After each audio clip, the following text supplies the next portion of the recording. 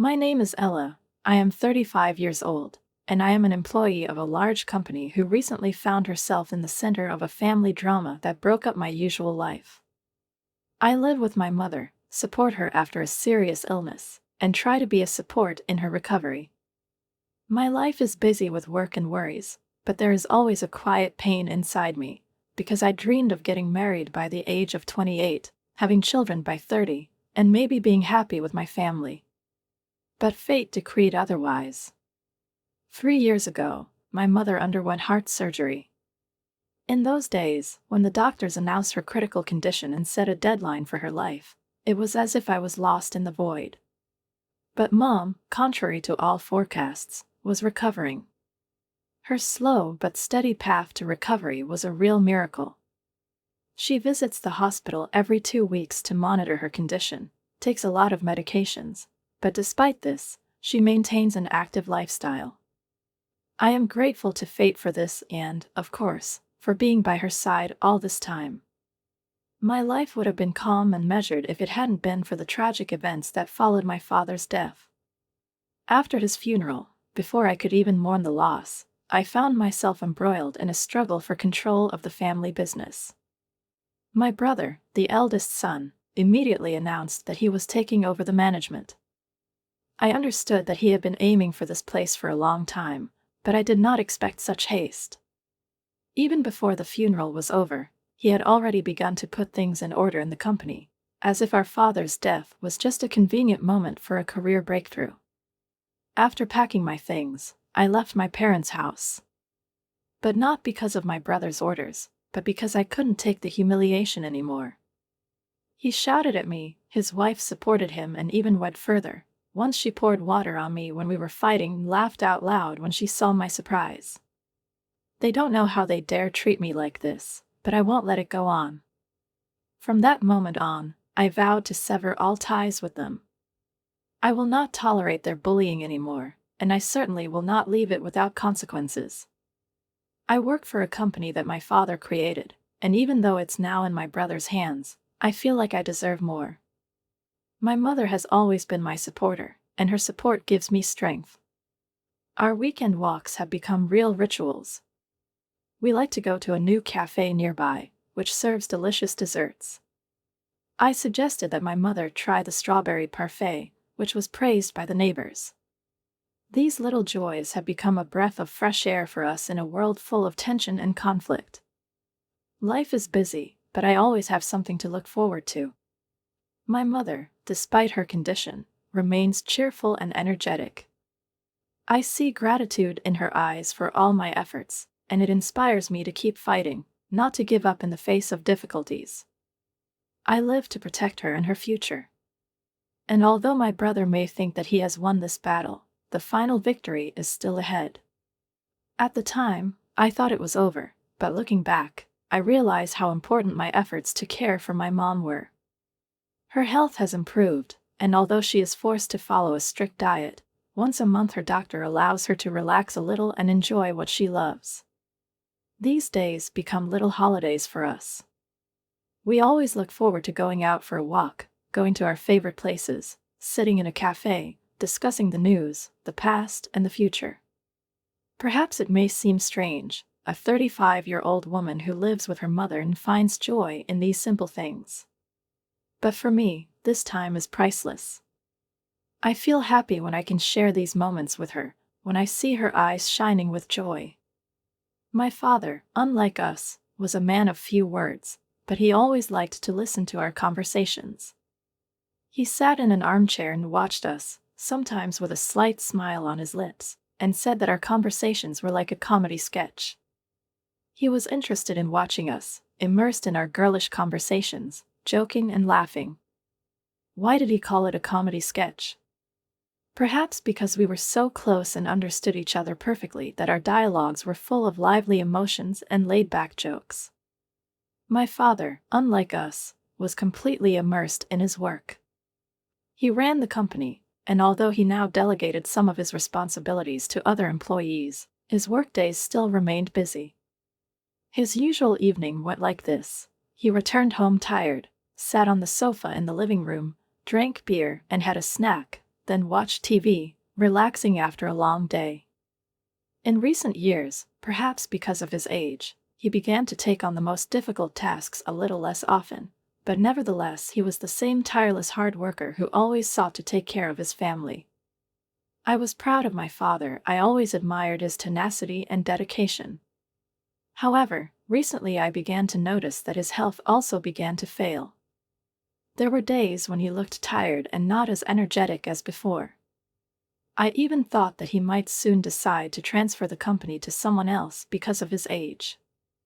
But when I asked him if he planned to let my brother Jacob take over, he replied with obvious irritation, "I will never let Jacob run the company. I'd rather give it to someone else." These words surprised me. My father had always been a reasonable man, but here he showed some incomprehensible stubbornness.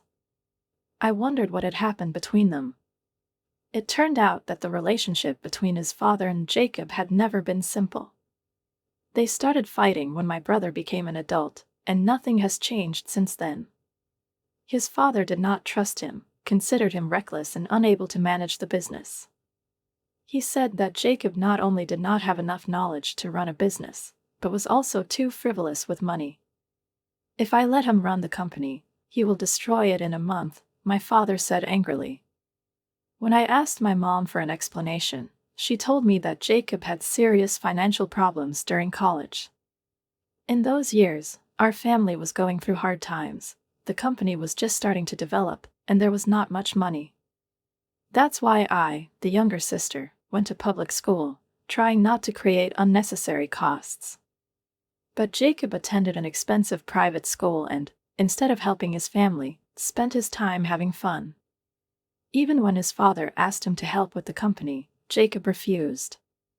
He said, "Why should I do this? You founded it yourself, it's up to you to figure it out." Moreover, he repeatedly used the company's money for his nightly entertainment, which eventually got out of control. My mother sadly admitted that they tried not to show me the difficulties associated with my brother, and were silent about his problems for a long time. She couldn't understand why Jacob became so selfish, because they were raised the same way and they never tried to spoil him. But over time, he became more and more withdrawn, complained about life and was sarcastic about his father's successes. Jacob called me suddenly, as always without warning and with a strange chuckle in his voice. "I'll bring my girlfriend," he said. "This is a visit with the intention of getting married, so I can't invite her to a dirty house. Be sure to tell Mom and Dad to get ready, clean up properly." These words sounded so indifferent and demanding that I did not even immediately understand how to react. Why is he telling me this? Why not talk to them directly? His manner of communication was always unpleasant, full of sarcasm and some kind of hidden irritation.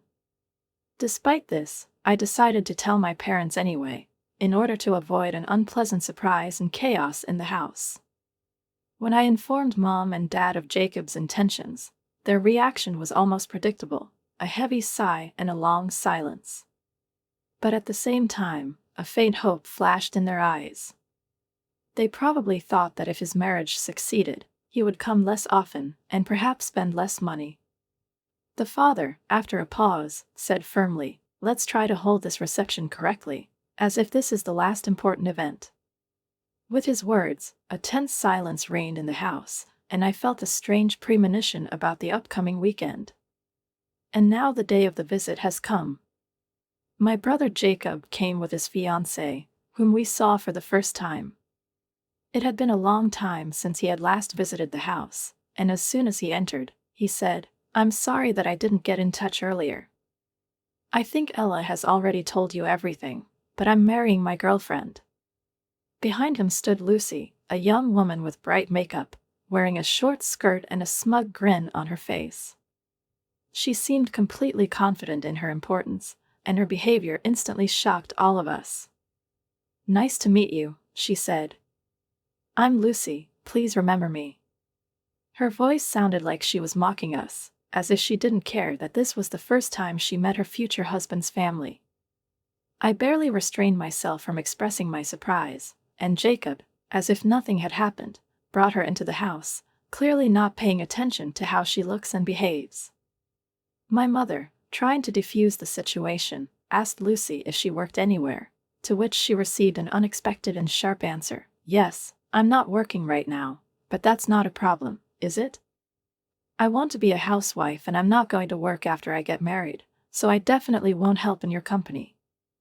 These words, spoken in a defiant tone, sounded like a mockery of all of us, especially my father, who never asked for help or hinted at its need. Jacob, as if not noticing this, continued to smile and act as if everything was fine. Our family was stunned by her words, but we remained outwardly calm. None of us wanted to stoop to her level and come into conflict. Emotions were bubbling inside. How could Jacob choose such a woman? What does he see in this rude, self-confident person? After they left, we discussed what had happened over dinner. My father, mother, and I were unanimous. This woman was not suitable for our brother. Her arrogant attitude, disdain for the family business, and apparent disinterest in maintaining a relationship only increased our anxiety for the future. A few weeks later, Jacob contacted me again. This time, he said that they were planning to register a marriage, and the wedding ceremony would be discussed later. He also asked us to prepare a wedding gift in advance. "You're a working adult," he told me, "so I'm counting on you." This remark was annoying. Even here, he showed his habit of shifting responsibility to others, expecting more from me than he should. To avoid further complaints and conflicts, I prepared a gift for a decent amount and gave it directly to Jacob. This moment clearly showed me that, despite their future marriage, our relationship with Jacob and his new family will never be simple. Later, when I had already recovered from the tragic event, I received an unexpected call from Lucy. I couldn't help but think that her call was more inappropriate than appropriate, especially in this context. Her voice sounded casual, and it was clear that she was eating something while talking. "Thanks for the gift," she began, and I caught a hint of mockery in her tone. "I thought your father's company was about to go bankrupt, so I was lucky to get this gift money." Her words pierced me like a knife. I couldn't believe she dared to say such things without realizing the gravity of the situation. "My father's company has about 30 employees, and it works without problems," I objected, trying to keep calm. But Lucy just grinned, her laugh full of contempt. I hurried to end the conversation, feeling how her disrespectful remarks, like insults from my father, remained in me, did not give me peace. A month later, when an unexpected event happened in our family, I finally felt that this was just the beginning. I took the day off to visit my mom at the hospital, and at that morning hour our rarely used home phone rang. We even thought about canceling the landline connection, as we hadn't used it for a long time, and the sudden call scared me. "Hello," I replied, and on the other end of the line I heard the worried voice of an employee of my father's company. He was trembling, and his words were terrifying. The president suddenly clutched his chest and fainted. "We called an ambulance. He's in the hospital now." I turned in confusion to my mother, who, preparing for another examination, noticed that I had turned pale with a pipe in my hand. "Ella, what happened? Is everything okay?" she asked, her voice filled with anxiety. "Dad lost consciousness and was taken to the hospital by ambulance." "We need to hurry," I replied, trying to sound confident, even though everything inside me was turning over. We decided to take a taxi and go to the hospital. We were worried on the way. I prayed for my father's safety, hoping for the best, although deep down I knew that nothing good was coming. When we arrived at the hospital and quickly headed to the emergency room, I could already feel the gravity of the situation pressing down on me. We mentioned my father's name, and the nurse, with a stern face, immediately led us to the ward. When I opened the door, I saw my father lying motionless. Time stood still in my heart for a moment. The doctor explained that he had suffered a cardiac arrest during transportation. We tried to resuscitate him as best we could, but he did not regain consciousness. "Unfortunately, it was an acute myocardial infarction," he said, and at that moment I felt the world collapse around me. It was difficult for us to realize all this suddenness, but looking at my father's peaceful face, I remembered how he worked tirelessly for us every day. His life was full of care and dedication, and it was so nice to know that he could finally rest. But with that came the bitterness, because we were losing him forever. I called my brother to tell him about the tragedy. "I'm at work and I can't just leave like you." "It's probably nothing serious, so don't make too much of it," he replied coldly before abruptly hanging up the phone. Even at that moment, when I informed him of our father's death, he showed no sympathy. Perhaps it's better than him becoming an old burden, I thought with deep contempt. Grief gripped me and my mother, and time did not stop. We had to prepare for the funeral, which was incredibly difficult. The thought of my father's company suddenly came to my mind. What will happen to her? The lives of 30 employees depended on it. I muttered to myself, feeling fear take over every corner of my mind. Then Mom pulled out a thick notebook, which was a desktop business management manual that my father had been working on for many years. "If you're ready, Ella, he wanted you to take over the company," she said with an insistent but sad tone. I felt the weight of this moment pressing down on me. This notebook was filled with ideas and strategies that my father collected in an effort to grow the company. His presence, his care, and the efforts invested in this business were enormous, and the hole in my heart could not be filled. But once the funeral is over, I'll have to face reality. "I'll do it, Mom." "I will try my best," I said, feeling that I had no reason to give up this responsibility. Deep down, I always knew that someday, maybe, I would have to take over my father's business. The next day, the funeral was an unforgettable event. The whole room was full of people who came to pay their respects, but at this difficult moment, my brother Jacob and his wife Lucy decided to raise an issue that looked like a manifestation of complete disrespect. "Hey, Ella, how long are you planning on avoiding our parents and living at home?" He said it as if it was the most important thing to discuss at such a moment. I couldn't believe he was bringing it up at a time like this when our whole family was mourning the loss. "You're just a parasite living off Mom." "As the eldest son, I will take over the management of the company," he continued, clearly taking pleasure in the humiliation. Suddenly, Lucy splashed water from a glass in my face and laughed out loud, emphasizing her ruthlessness. I couldn't take it anymore. "I'm not going to let you behave like this," I growled, and determination flared up inside me.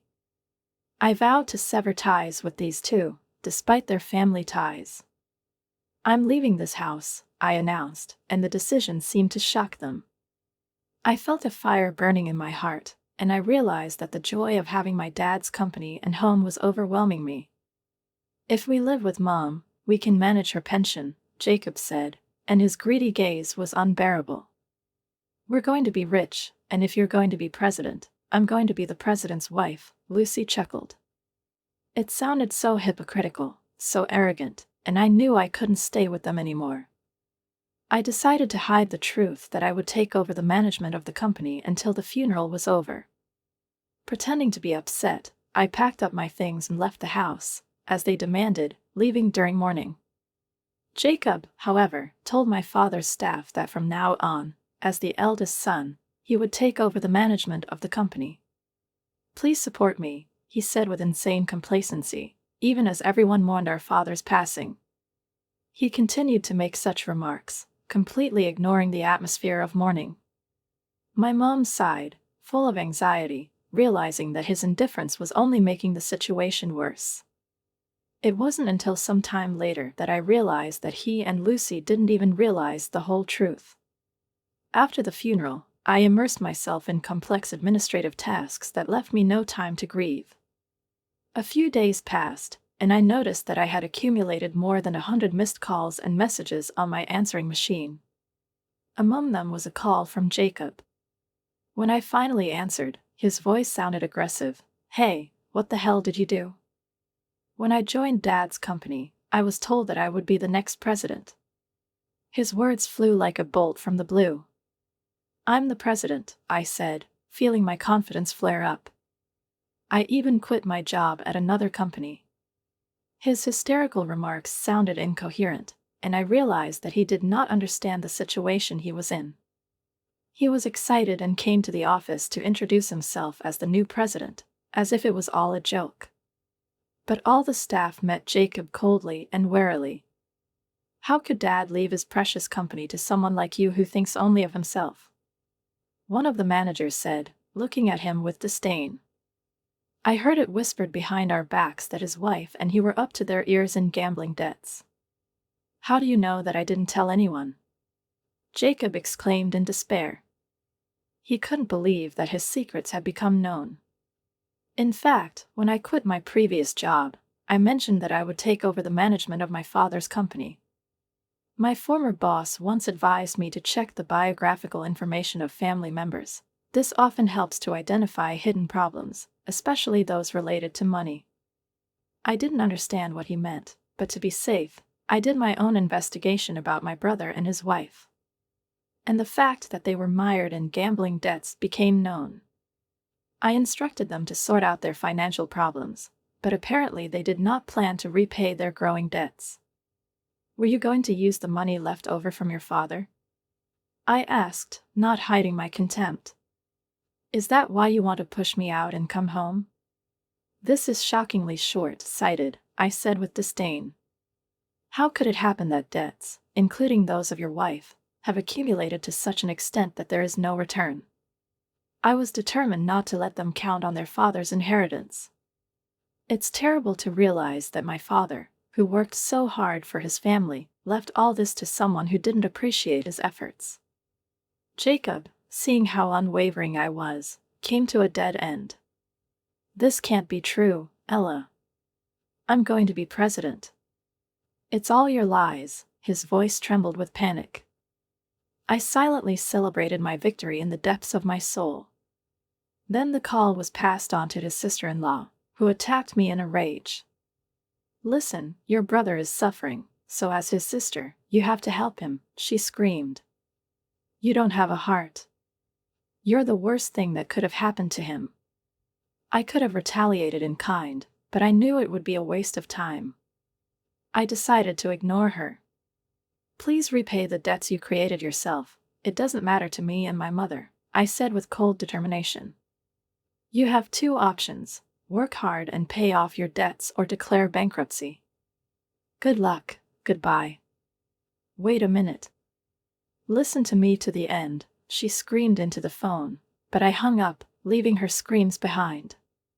Now they will be haunted by the need to pay off their debts, and they will probably live in poverty for the rest of their lives. It was a worthy consequence for relying on my father's money and not appreciating the family. With each subsequent message on my answering machine, it became more and more obvious that they were going through financial difficulties. Jacob and Lucy started working at a new factory, but their family quarrels continued every day, and divorce seemed inevitable. I didn't want them to interfere in any way with my work on the development of the company, so I decided to completely sever ties with them. My revenge plan was successfully completed, and I felt a refreshing sense of completion. I could focus on the company, on my new path, and start a new chapter in which I would become the author of my own destiny.